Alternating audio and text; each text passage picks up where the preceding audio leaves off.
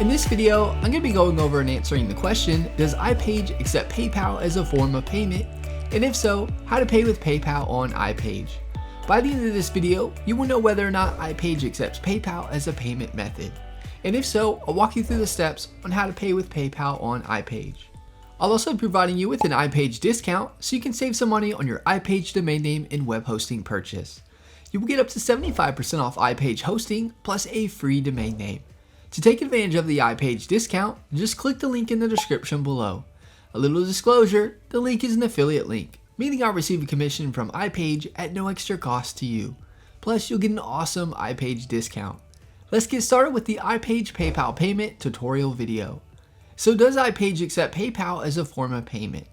Yes, iPage does accept PayPal as a form of payment.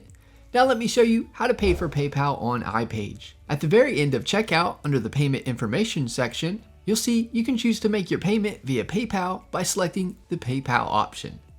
Click the Buy Now button over to the right, and you'll be redirected to PayPal, where you can make your iPage payment via PayPal. You can log into your PayPal account or create a PayPal account to proceed with your payment.